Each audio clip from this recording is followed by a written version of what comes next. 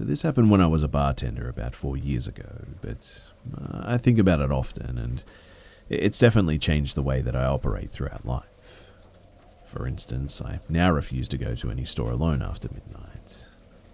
For the story's sake, though, I'll tell you that I was 25 and a pretty slender blonde at the time. So on a busy Friday night, I was bartending with the bar manager, and he had noticed that we were very low on some bar necessities after the dinner rush. Lemons, limes, bitters, that kind of thing.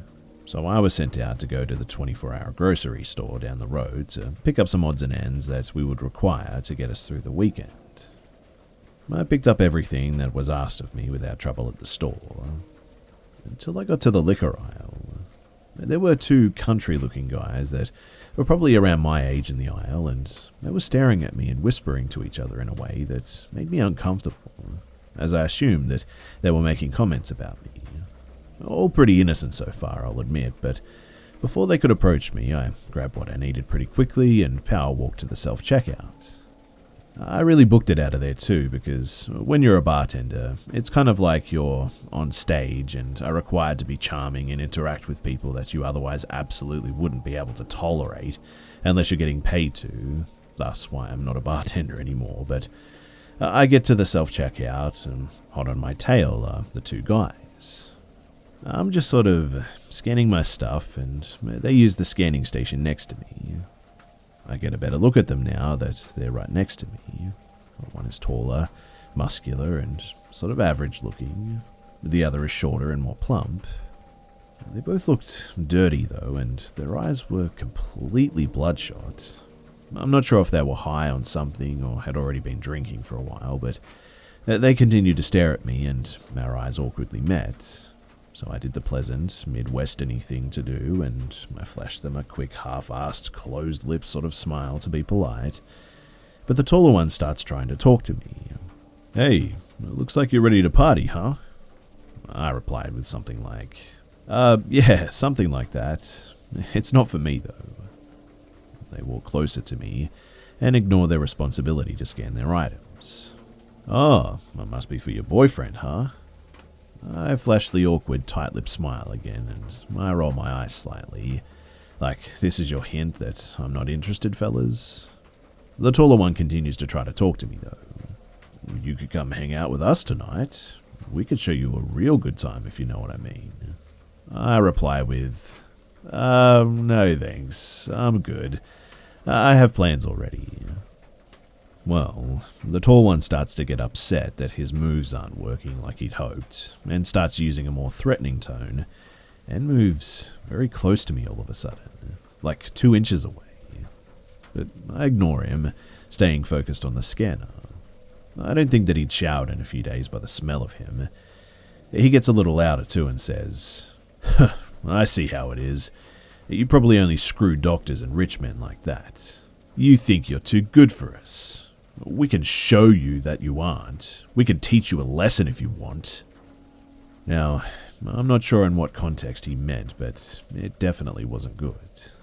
Still not looking at him though, I turn away so my body is blocking his view of my purse, which I set on the scanner, to grab my 4-inch pocket knife out and slide it up my jacket sleeve, just in case I need to protect myself, acting like I'm searching for my wallet. I do this, however, in view of the self-scan worker standing at her podium, and look at her with wide eyes trying to communicate that I do not feel safe and I may just need some help. I turn back to the machine though, and I slide my credit card to pay, while the creepy and hostile guys are practically standing on top of me now. The machine actually malfunctions, just my luck, right, and starts beeping. The lady worker comes over immediately, and the guys standing next to me change their expression from "I'm planning to torture you for a couple of days and toss your body in a creek" to "just your friendly good old country boys making polite conversation over here." They actually tried to act like I knew them and we were friends, so the worker wouldn't be alerted to their ill intentions. They tried joking with the worker, saying I was stealing something and that's why the machine went off.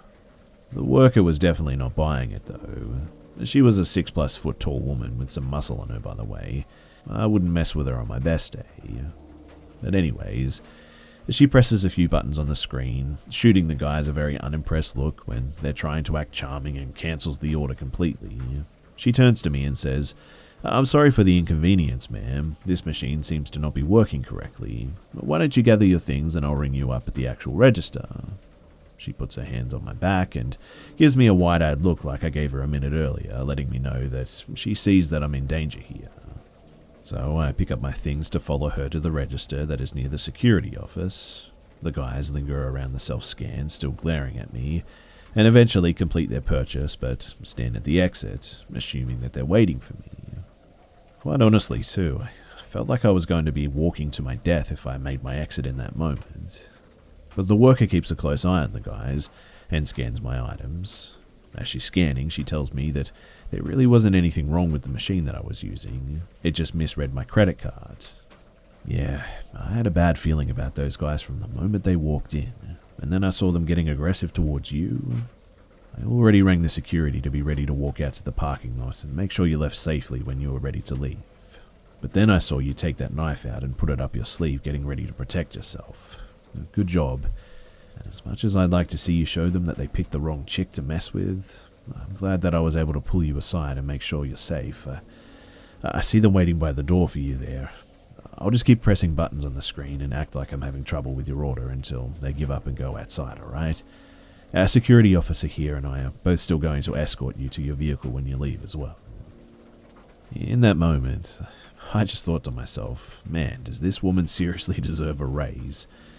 I thanked her, though, over and over again and told her what they said to me, and I was getting afraid because I don't know what these guys are capable of and all that stuff.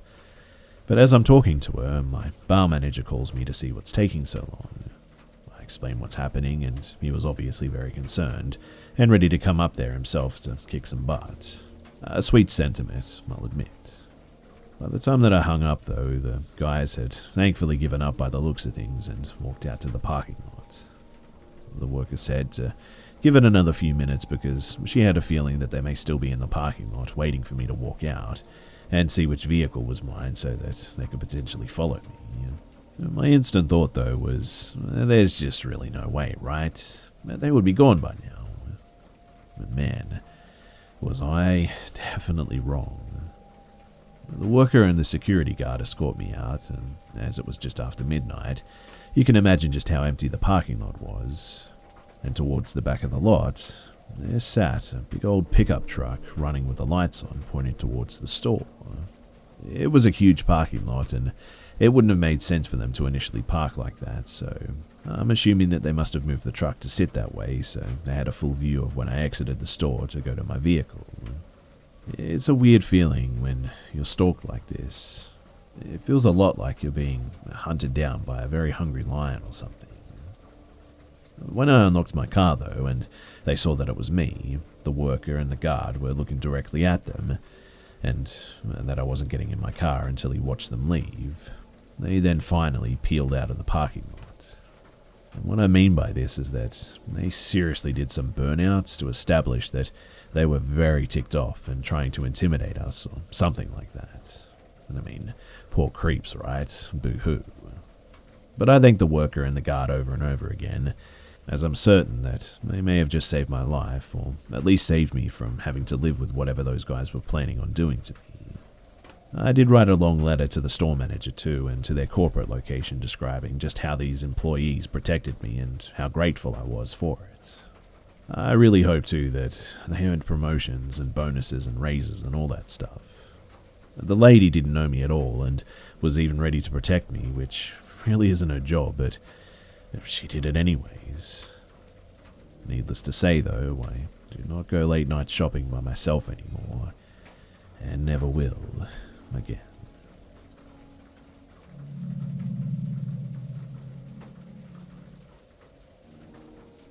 So this is just one small piece of this story, but it's true, and I'm pretty sure that this was not a dream.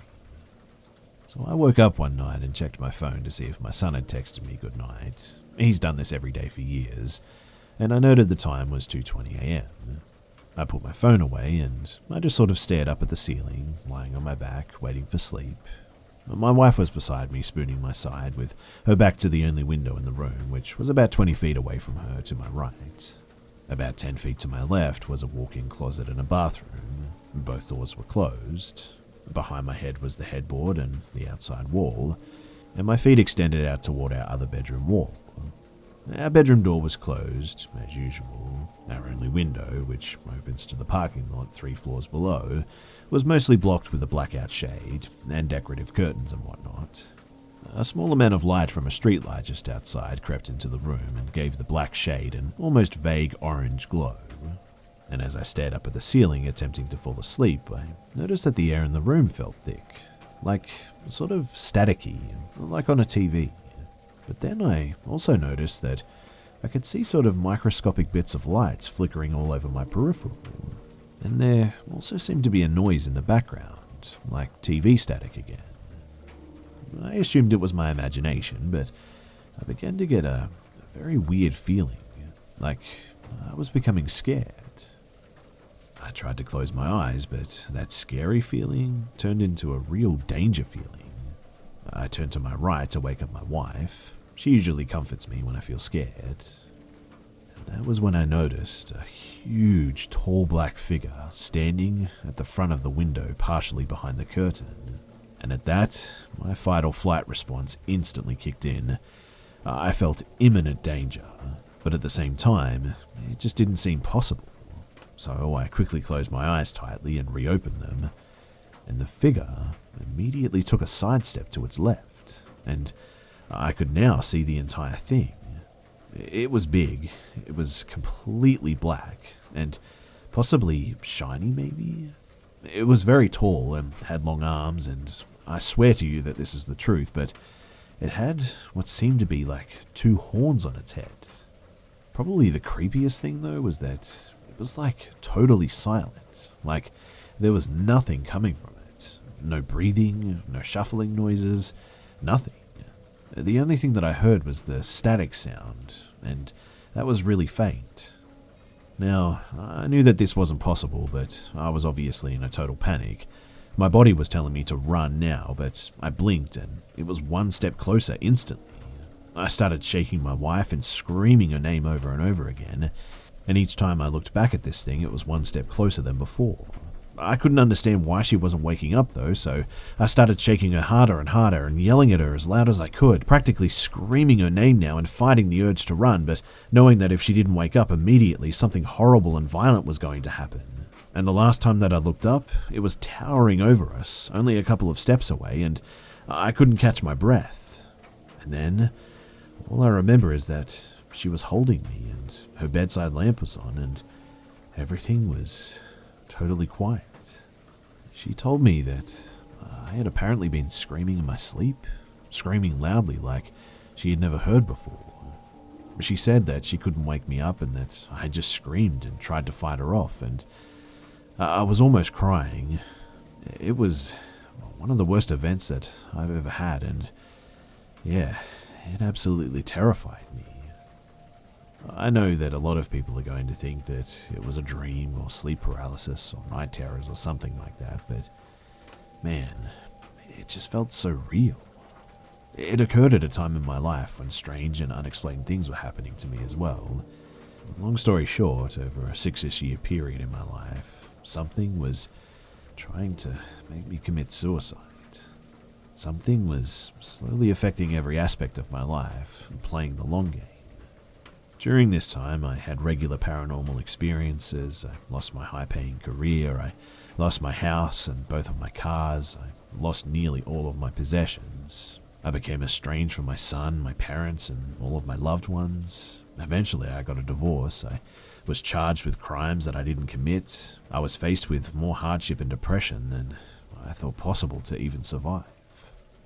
Also, this is not a story of how I found Jesus or anything. Although I've always been a Christian, I was estranged from the church during this time too. But what I do believe is that this must have been demonic or something evil. I have read true accounts of others who have been led to near suicide over a long period of time by something, and they really feel reminiscent to mine. All I can say is that I'm glad to report that many years later, everything ended up working out for me, which I'm really happy for.